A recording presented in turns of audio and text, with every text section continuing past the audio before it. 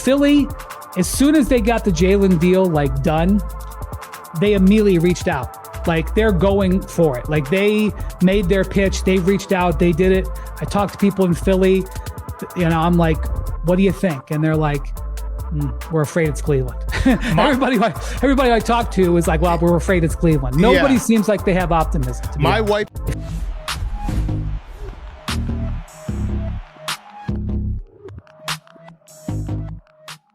Kuminga, AD, and LeBron, where do you think that puts the Cavs? Yeah, I mean, they're a good team, just like they are right now. I mean, anything can happen in the Eastern Conference, so we have to see. But here's the thing, man. If I was the Cavs, I would make the deal too. But guess what? I don't see Washington making the deal. And if I was Washington, I wouldn't make that deal. I would need something better than Jared Allen. I would need something better than Jared Allen.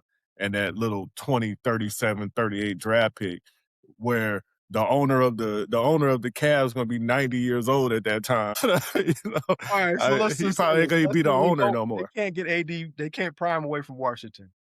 You bring in LeBron and Kuminga. What do you think that does for you? If you bring in LeBron and Kuminga, I mean, you're a playoff team like you were before. Your defense is not, much better. Kuminga, you don't know what you're going to get with him because Kuminga, one day he shows flashes that he can be a star in the league, and the next game he's showing flashes that he just a 12th man off the bench or whatever, So it's kind of hard to say with him because Kuminga. So for you, where does that put the Cavs as far as the East rankings? Would you say, I mean, I think it's worse than third. I think the second, personally, possibly behind the Knicks.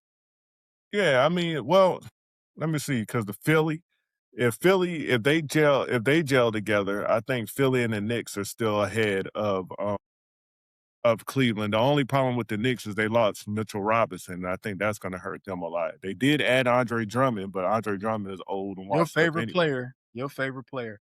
I would say the Knicks are number one because they're the champion, so they got to be dethroned. I'm going to put the Cavs number two because you already made it to the Eastern Conference Finals without LeBron. You add LeBron, to me, that makes you number two. Number three is the Philadelphia 76ers. I don't know what you're going to get with Joel Embiid's health. And then the rest of the spots, to me, possibly what's crazy is the team that slides down is the Pistons. I think the Hawks move up. The Hawks move up to 5 or 6, to 4 or 5. You kept the whole team together. So I'll put the Knicks at number one, like you said, just because they won the championship. I actually, on paper, I think Philly's better than Cleveland, even with LeBron James on Cleveland. The biggest reason why is because getting LeBron James doesn't fill what Cleveland really needs, and that's defenders. They're still soft defensively. So, and in Cleveland, I guess right now, because the Celtics are messed up, they traded Jaylen Brown.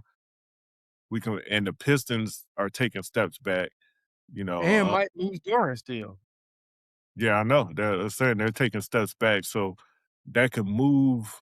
I'm trying to think, am I missing somebody? But right now, Orlando, they are. No, not Orlando. Miami, yeah, they are what they are.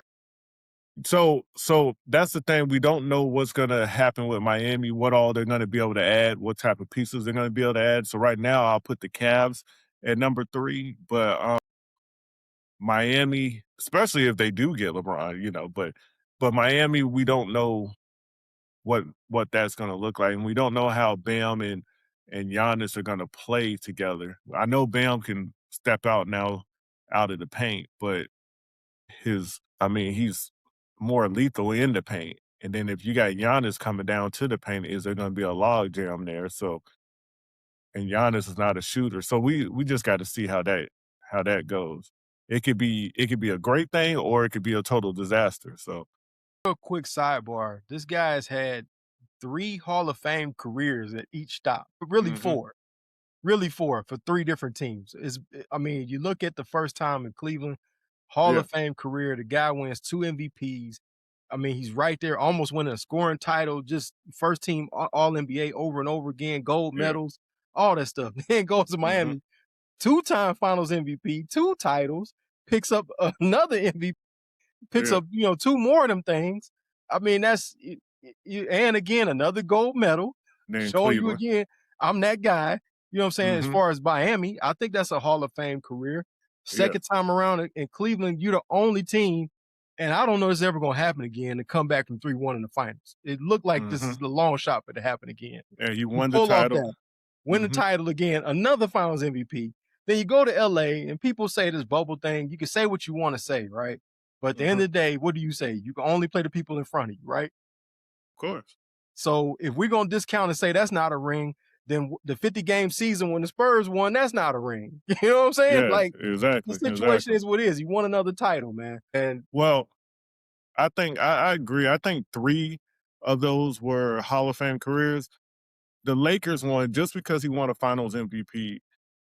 well, I Anthony don't. Davis is Finals MVP for the Lakers. Well, no, the Finals MVP was LeBron. Anthony Davis didn't win Finals MVP. Are you sure? I thought it was an AD won the Finals MVP for the Nah, Lakers. LeBron won Finals MVP every time he went. Every time he won the finals. Okay. Check that out. Yeah, I don't think his Lakers run was a Hall of Fame run. Honestly, I think and nothing against him. I mean, he was older, and a lot of his years, was on the older side. So it was what it was. But I don't think that the Lakers one. I think the first 3 he had 3 Hall of Fame careers, but with the Lakers, I don't see that he did good, but I don't see that as a Hall of Fame career. What he did with the Lakers. So So this is the thing. Okay. So this is where I was saying with LeBron, right? He did average over 25 with the Lakers, won a yeah, championship, and broke the scoring title. This is a big question, though. Should his jersey be retired in all 3 cities? that's with the Lakers. We know what Jeannie Yeah, says. We know what Jeannie says. So, and you're right. yeah. He was Finals MVP in 1920. Yeah, yeah, he was Finals MVP every time.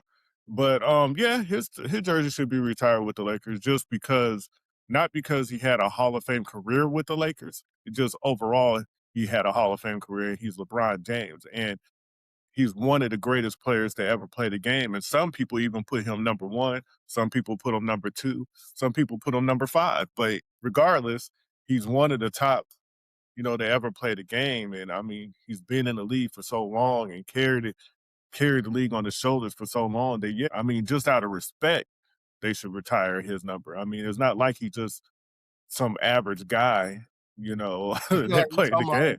It's not like we talking Yeah, about a journeyman that don't play on every team. It's yeah, not like it's Dennis exactly, Schroeder that play for everybody.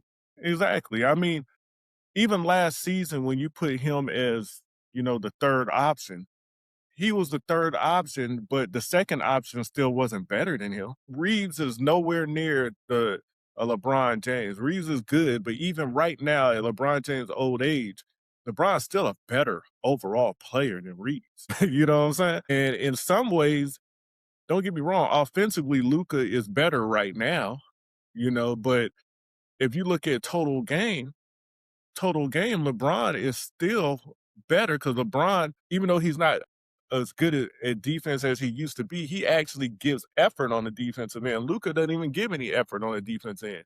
And that's part of the game. You don't have to be a good defensive player, but at least give effort. Luka, a lot of times, don't even give effort. So it's even hard for me when people say who are the top 5 players in the NBA, it's hard for me to put Luka in there as great as he is because he doesn't give effort on the other end, so he's a liability on the other end. And it's like, do you even want him on your team if he's going to be a liability? Right. So that's the thing about it.